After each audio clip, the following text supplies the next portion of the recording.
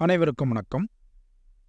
நாம் இப்போது ரேக்கி level 2 certified advanced practitioner level பாடம் 7 லெசன் 7 இல்ல சக்ரேட் ரேக்கி சிம்பல் புனித ரேக்கி சின்னங்களை பற்றி இந்த பாடத்தில் நம்ம படிக்க இருக்கின்றோம்.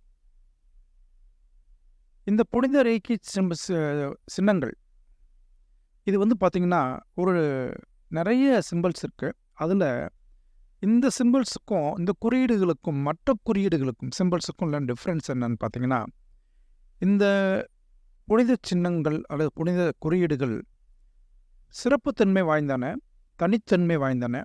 அது மட்டும் இல்லாமல் மிகவும் முக்கியமான பகுதி வகிக்கின்றது பிரபஞ்ச ஆற்றல், அதாவது ரேக்கியில் என்ன பகுதி வகிக்கின்றது. முக்கியமான பார்ட் அப்படின்னு என்னன்னு பார்த்தீங்கன்னா, இது கனெக்ட் பண்ணுது, இணைக்கின்றது. எதை இணைக்கின்றது?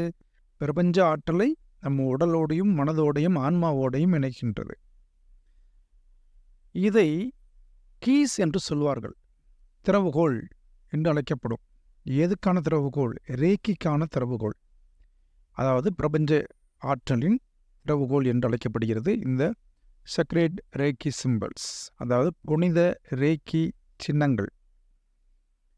அது மட்டும் இல்லாமல் நம்முடைய வாழும் முறை, அதாவது உயிர் ஆற்றல், யூனிவர்சல் லைஃப் ஃபோர்ஸ், பிரபஞ்ச ஆற்றலை ஆம்ப்ளிஃபை, அதை கூட்டுகின்றது, அடுத்து விரிவடைய வைக்கின்றது.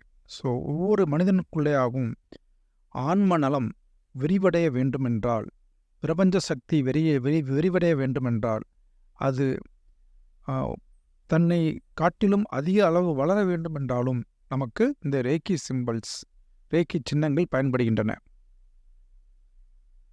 நாம் ரேக்கி சின்னங்களை, அதனுடைய சின்னங்கள் இல்லாமல் கூட வார்த்தையின் மூலம், உச்சரிப்பின் மூலம் நான் ஆக்சஸ் பண்ண முடியும்.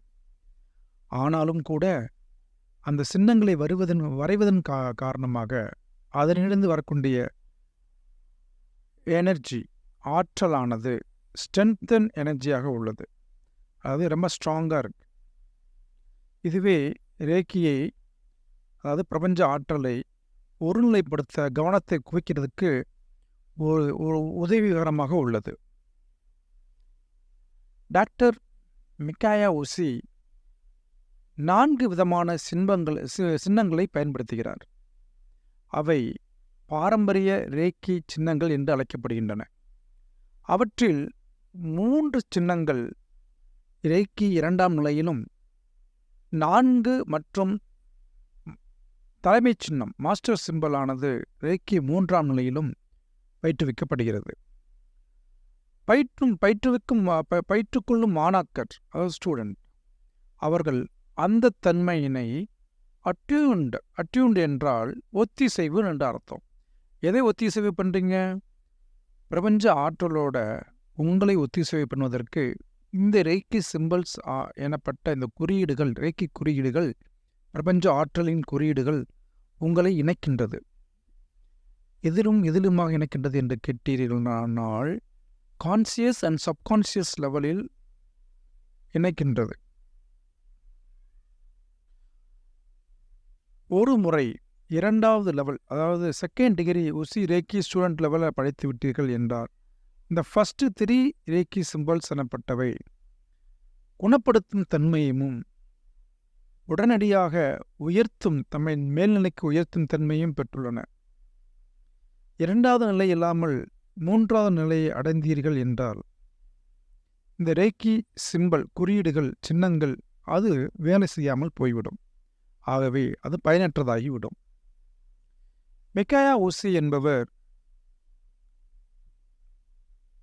ரேக்கியை நம்மிடம் பயிற்றுவிக்கும் பொழுது இந்த குறியீடுகளை எவ்வாறாக பயன்படுத்த வேண்டும் என்பதை பற்றி கூறுகின்றார். ஆகவே அவர் அறிமுகப்படுத்தும் ஒவ்வொரு வேளையிலும் மாணாக்கர்கள் அதை நல்ல விதமாக புரிந்து கொள்ளும் தன்மையிலும், எளிதாக பிரபஞ்ச ஆற்றலை இணைக்கும் தன்மையிலும் பயன்படுத்த வேண்டும். இந்த 4 குறியீடுகள் சமஸ்கிருத கிரகந்தத்தில் காணப்படுகின்றன. அதை பற்றி டாக்டர் மிகாயா உசியே சொல்லுகின்றார்.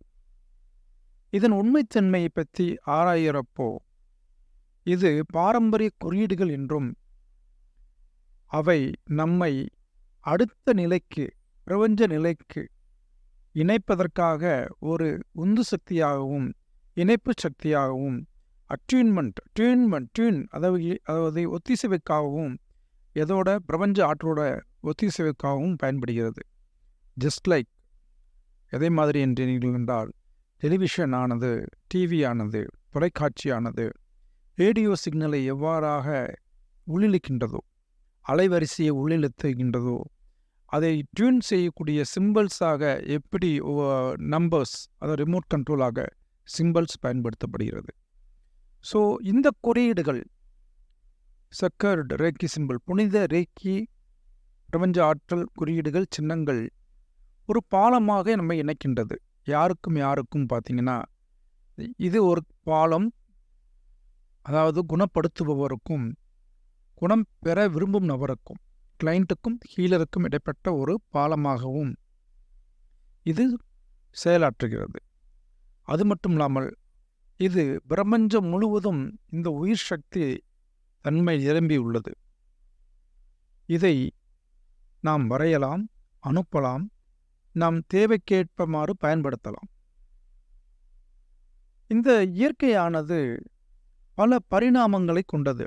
அதில் ரேக்கி குறியீடுகள் ஒரு பயன்பாட்டாளரை, அது பயிற்சி பெறும் நபரை இணைக்க உதவுகிறது. அந்த பலவிதமான டைமென்ஷன் அப்படின்னு சொல்லக்கூடியது வந்து ரேக்கி ப்ராக்டிஷனர், ரேக்கி கற்றுக்கொள்ளும் நபர் இணைக்க முடிகிறது இந்த சிம்பிள்ஸ், சின்னங்கள். ஆகவே இதை பெறும் நபர் தன்னை ஒரு மிக உயரிய ஒரு தன்மையில் இணைக்கின்றார். அறிவு மற்றும் ஆன்மா, உயரிய ஆன்மாவோடும் உயரிய அறிவோடும் தன்னை இயக்கின்றார். இந்த தன்மைக்கு ரேக்கி என்று பொருள், ரே என்று பொருள். தன்னியல்பாகவே சில நேரங்களில் இணைவுகள் ஏற்படுவது உண்டு. எல்லா நிலைகளிலுமே இதை உள் மற்றும் வெளிநிலை என்று அழைப்பார்கள், இன்னர் மற்றும் அவுட்டர் என்று அழைப்பார்கள். இந்த குறியீடுகள் வரையும் சமயத்தில் நம்மளுடைய நோக்கமானது அதை தெளிவாகவும் நேர்மறையாகவும் புரிந்து கொள்ள வேண்டும். அதை உணர வேண்டும், அதை மனதிற்குள்ளே கொண்டு வர வேண்டும், அதை கற்பனை செய்ய வேண்டும். அந்த சிம்பலானது உயிர் உள்ள ஒரு சக்தியாக செயல்படுகிறது என்பதை அறிய வேண்டும். மனிதர்களில் நிறைய மனிதர்கள் அதை ஒரு ஒளியின் ரூபமாக காண்கின்றனர். சில பயிற்சியாளர்கள், பயிற்றுக்கொள்ளும் நபர்கள் அந்த குறியீடானது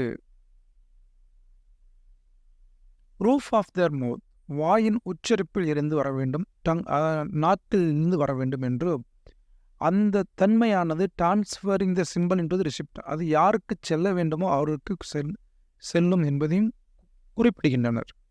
அதைப்போல் சில குறியீடுகள் கைகளிலும், சில குறியீடுகள் உடல்களிலும் அந்த ரிசீவ் பண்ணக்கூடிய, ரேக்கியை வாங்கக்கூடிய, அது நோயை தீர்க்கத்துக்குள்ள வந்த நபரிடம் வரையப்படுகின்றன.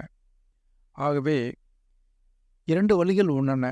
ஒன்று ஸ்ப்ரெடிங் தி லைட், ஒளியை விரிவாக்குவது.